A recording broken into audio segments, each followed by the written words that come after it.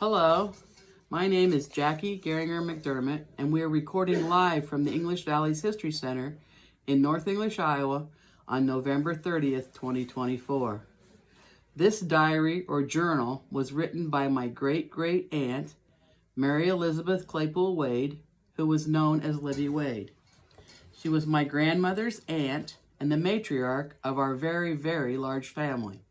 Libby lived a half a block east of Main Street in a little house on Oak Street in North English, Iowa, until near the end of her life in 1959.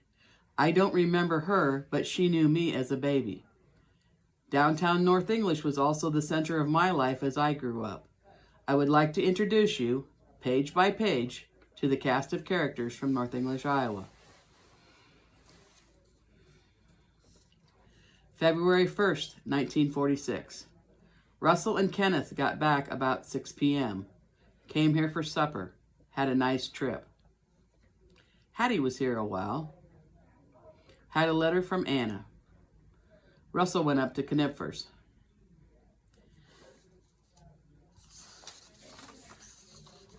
Libby's youngest son, Russell, who lives with her, and his friend Kenny Claypool, had just arrived back home from Texas, where they took the Keith Harris family to reside.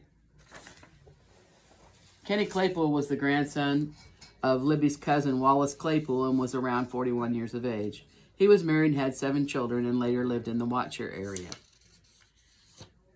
Hattie is Hattie Newberry Killian, daughter of her friend Mrs. Clara Newberry. Hattie is 55 years old and a widow.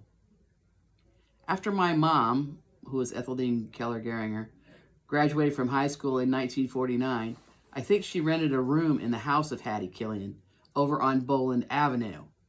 Every time I call it Boland Street, Dan Best, a current resident of Boland Avenue, reminds me it's the only avenue in town.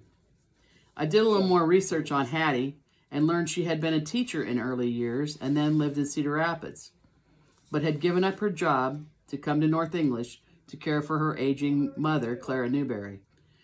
She also opened her home to her nephews, Levon, Merlin, and Wayne Bursler, so that they could finish high school in town in the 1940s. She lived in the same house where Levon and Leona Bursler later lived, across the street from the Catholic Church. Anna Wade Cray was Libby's daughter who resided in Texas, and I'm not sure why Russell was going to Knipfer's. February 2nd, 1946. Groundhog Day. Cloudy, but the sun shone bright as it was coming up.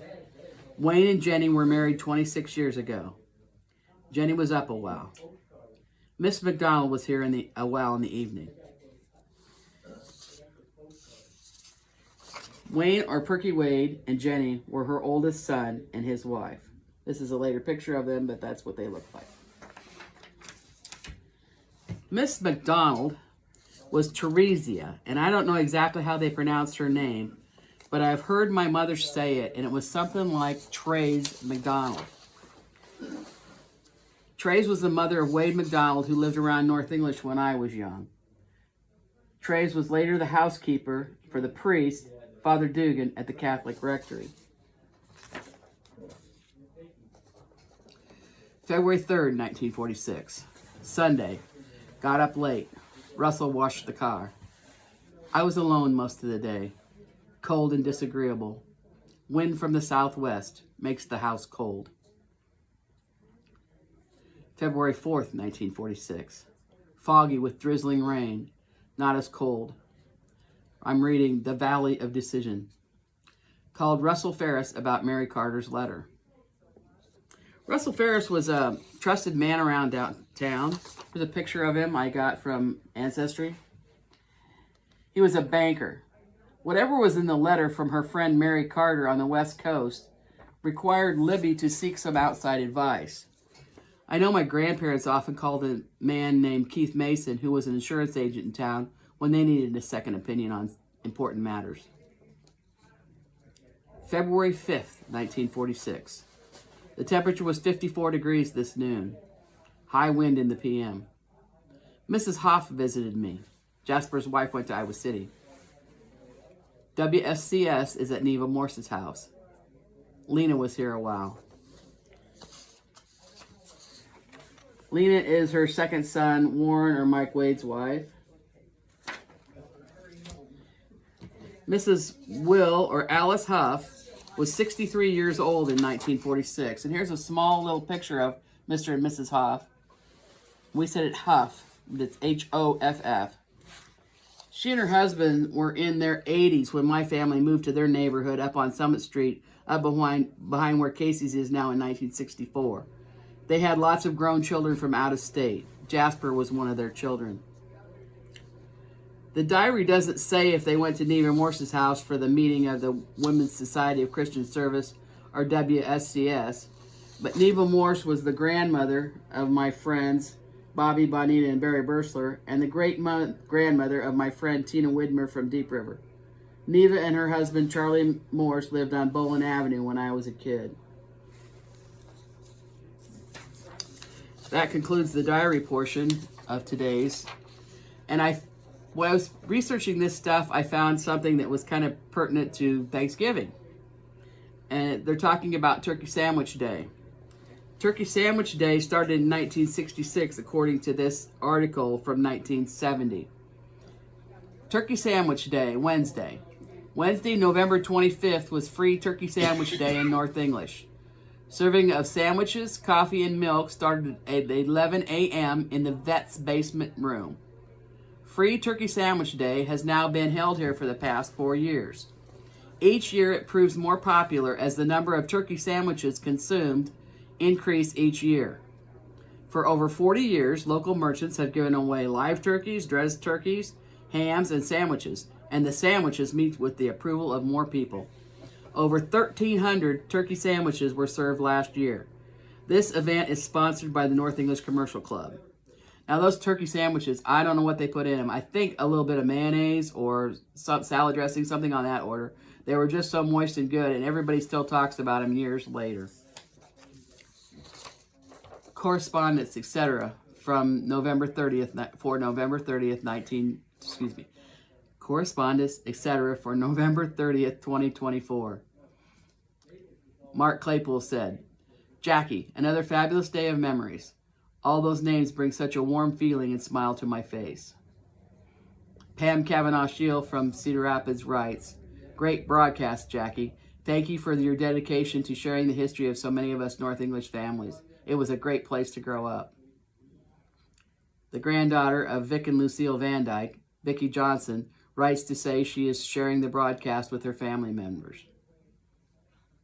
Sue Woolrab, who was Suzanne Kurtz, said, once again, Jackie, great job. I'm reminded of people and events every week. A big thank you. My cousin Shirley Claypool Cochran from Mountain Home, Arkansas, wrote to tell me that she is excited to get her Daughters of the American Revolution lineage accepted for our Claypool ancestors. Carolyn Claypool Atwood, another cousin from Jensen Beach, Florida, writes, I agree. Great job, Jackie. I remember going to Roy and Gail Claypool's home when I was young. We would play numerous card games and put together jigsaw puzzles. I have many fond memories of them and Marion entertaining me in the afternoons. Bill Weber from Riverside said that his grandparents, Roy and Gail Claypool, always had a game of Michigan Rummy going. Their daughter Marion had a stroke and they cared for her in the home. Since I lived in town, I would walk down to see Roy and Gail Claypool on the way to school or home or when I wanted to visit. I also stopped at Leighton or Happy Claypool and his wife Gertie Claypool's house to visit. They had family lineage to tell me about or pictures to let me see, just like their cousin, my grandma Bertha Geringer, did. They were all very proud of their Claypool roots, tracing them back to the kings of England. And they often mentioned that Betsy Ross, who made the flag, was related to the family also, as she was married to a Claypool. Aunt Lib was the one that kept them all interested in the family history, as she was the last surviving child of Jonathan and Anne Mariah. Her name is spelled like Anne Maria, but it's pronounced Anne Mariah Claypool, who were settlers in Iowa County near the time of the end of the Civil War, when this area of Iowa was still very sparsely populated. The Claypool families had come from Ohio and settled in a farming area called Yankee Point, with its own church and school district, which is about 4 miles north and east of North English and south and west of Parnell. Some of the earliest settlers were the Carter, Pettibone, Claypool, Warner, Wallace, Welch, and Moore families. They were largely Methodist/Protestant families of English backgrounds. There was a similar composition of families in the Green Valley area, which was just to the southeast of Yankee Point, where the Wade family lived, and in the Inkledown area just to the south. In contrast, the settlers of Parnell and Holbrook area, further to the east of Parnell, were often Irish and Catholic. My own mother's families of origin were also farmers from north and west of North English, with my maternal grandmother's family, the Vandees, being Catholics directly from Europe, with large interrelated families who were mostly all Catholic straight west of North English in the Armagh area. With the advent of World War II, the world started changing rapidly. Many of the retired or older citizens moved to towns, as the little towns became the community centers, with high schools starting about 1900 and consolidated school districts starting in the 1950s. That and the increased mechanization of farming after the war left fewer agricultural jobs, with some younger people leaving for different cities and states to live, and more mixing of the families who did stay in town.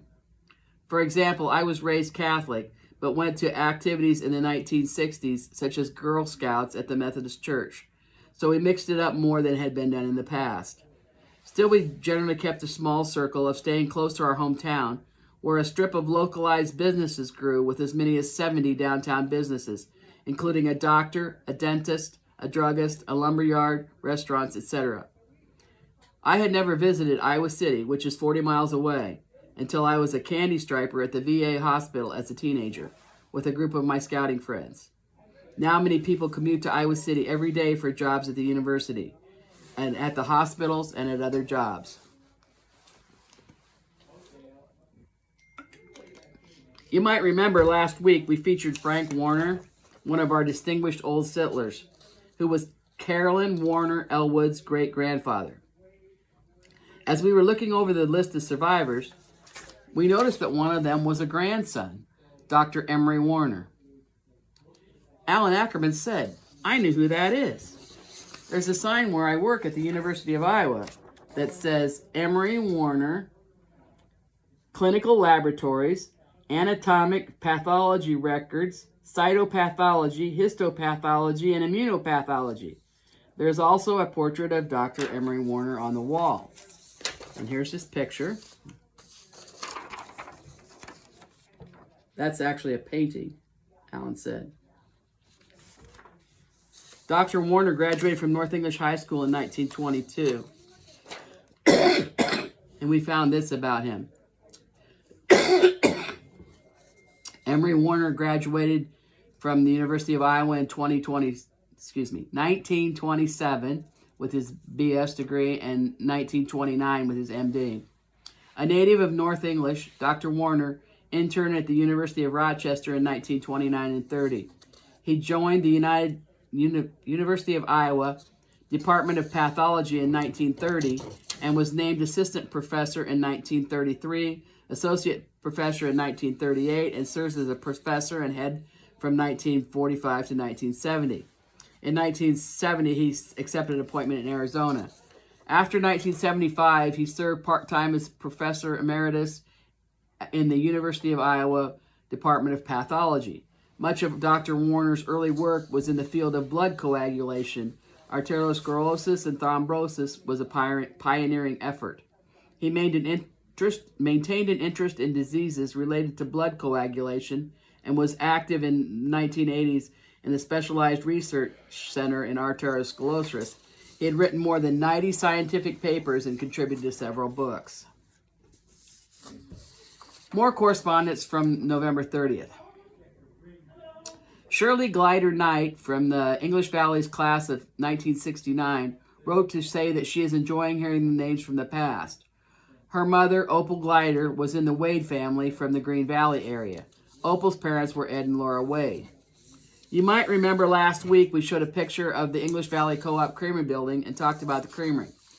The creamery was on the corner of Main Street and East Washington Street. I lived at 225 East Washington Street from 1956 to 1964. We called East Washington Street Smoky Row. Here's a picture of me in the center with my sister Rita, my cousins Carol and Debbie Keller, my uncles Richard and Bobby Keller, and my Aunt Mary Kay Keller holding my brother Lou Gehringer in the front yard of the Washington Street home taken in 1958. My brother Lou Gehringer owns this house today. Of special note, my friend from Church and Watcher, who has now passed away, Sandra Walsh Spain, from North English, class of 1955, lived in this house when she was a child. My grandparents, John and Bertha Gehringer, also lived in this house after 1964, when my family moved to the house on the hill south of the present-day Casey's store. I'm also happy to report that I'm learning many new things myself since I started doing these broadcasts. History really brings me a lot of joy. At our English Valley alumni lunch last week, Kenny Foss said he had a picture of my mom at Gritter School. Here it is. This picture was taken in about 1934, so my mother was very young as she was born in 1931. Her maiden name was Etheldean Keller.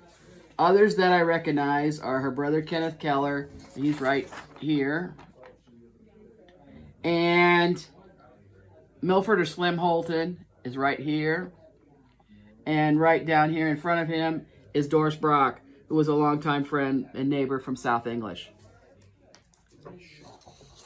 Alice Floring Stramer had seen a post that I copied from Dave Jackson on my Facebook page about the creation of the Smoky Row Trail, a new trail that was built south of my childhood home on Washington Street with the entrance off Bolin Avenue. Near the end of the trail, there is a new little bridge. And here's a black and white picture of it. You can look at the original post to see the colored picture. Alice asked if that creek running underneath it is Gritter Creek. The simple answer is no, it's not Gritter, as Gritter Creek runs north of town. It is a different creek. I told my childhood friend Helen that I was going to write a story about the creek, or as we called it, the crick. She said, "Do you mean the ditch?" I had to laugh as my own mother always called it the ditch too. The body of water that I'm talking about rises up from the farm field southeast of town and then originally went into the town pond before proceeding down along in front of the park or where Casey's is now. Then under the highway and back up to this bridge before exiting town to the southeast towards Kinross. Here's the picture of the creek from the Casey's driveway. And then recently they installed a new guardrail down by the park. So you know exactly where I'm talking about this little stream. And then here's a picture of the town dump on the other side of Highway 149, up near where that new bridge is at. Now the question is, what is the name of the creek? Dan Best says that Mrs. Means told his class that the name of the creek was Moseley Creek. Does anyone else remember that? Scott Romine says it would be Little Creek, the same stream that is over by Little Creek Catholic Church and the cemetery north of Kinross. Google Maps show this much plainer than this picture, but this creek goes along the highway like that, and then across and over near the dump, and then back out towards Kinross underneath the highway again. However, the Google map shows this little llama farm called Mulberry Creek Acres. I wonder how they came up with that name. That's right at the edge of town. And then the Google Creek map shows Little Creek arising from nowhere, south and east of Cox's Sanitation, more than a mile into Keokuk County. This is a question that needs more research, I guess. One of the things that is unique about the History Center is that we have a lot of pictures on the wall in here. And this one here is a picture of the Chittick family. Their mother was a Wade, Ellen Wade. And they lived, this picture was taken in 1990. They lived on a farm between North English and South English. And this is a story that I wanted to read because I thought it was so interesting. This is from 1965. Gary Chittick leaves for service. The home of Mr. and Mrs. Everett Chittick, 2.5 miles southeast of North English, was happier than the usual place recently when all 17 of the children were home for a reunion and a farewell party for brother Gary. Gary, who was employed at the Leo Wade Farm Service Store in North English, left Monday, May 17th for service in the Armed Forces. Gary is 21 years old. The family farewell dinner for Gary was on Sunday, May 6th. The three older sisters who were gone from home returned for the family gathering. One sister, Lavon, came from Santa Maria, California. Mr. and Mrs. Chittick feel that the farm is the only place to rear a large family, and all the older children have chores to do around the farm. The Chitticks live in a large modern house, the former Will Oliver place, on the 120-acre farm. Mr. Chittick rents an additional 25 acres. During vacation, the older sons help in the fields, and when seasonal work is done, they work for neighbors and friends. They do the daily chores, milking 19 cows by hand, care for the hogs, which now includes over 100 little pigs. There is also a herd of 15 Angus cows with calves. A welcome aid is the electric self-wash cream separator. The freezer is invaluable in storing home-butchered meat and homegrown vegetables.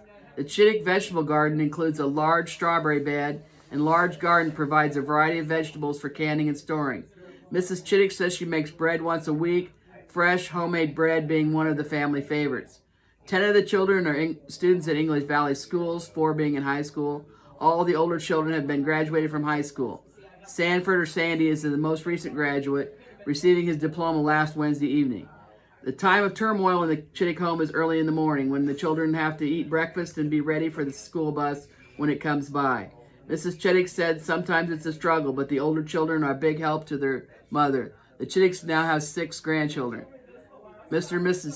Chittick's parents are Mr. and Mrs. Frank Chittick of South English, and Mrs. Chittick's father is Frank Wade, formerly of North English, but now a patient in the Wellman Nursing Home. Except for 3 years in Iowa County, the family has resided in Keokuk County 17 years. They lived on a farm north of Keswick before moving to their present home. Raising a family of this size takes a lot of work and a lot of worry, but Mr. and Mrs. Chittick are the first to point out that the joy the children bring and the fun they have together far offsets the work and worry. One thing of which Mr. and Mrs. Chittick and Dr. L.A. Miller are especially proud is that Dr. Miller was the attending physician at the births of all 17 of the children. I just thought that was really interesting because I've known many of the ones in the family, especially Gary, Rose, Kay was in my class. They're just a wonderful family. Bob was younger than I am. Jim, just wonderful, wonderful people. We wanted to let you know that you're welcome to come and sit and watch as we do the broadcast each week, and that we welcome your feedback. I'm so glad to hear about everyone watching, and it makes me want to continue. We have now set up a channel on YouTube where the podcast can be viewed. They are archived by date of broadcast. We invite you to subscribe, like, share, and tell your friends. We will also continue to be on Facebook each week. Funding for the History Center comes from Iowa County 100 Plus Who Care and the Iowa County Community Foundation. However, as Dave Jackson always says when he introduces programs, we welcome your donations to keep the heat and lights on. Please send donations to the English Valley's History Center, P.O. Box 70, North English, Iowa 52316. We are also interested in learning about historical English Valley's items that you might wish to donate to the History Center. Please contact Dave Jackson or any board member to donate. Goodbye. See you next week.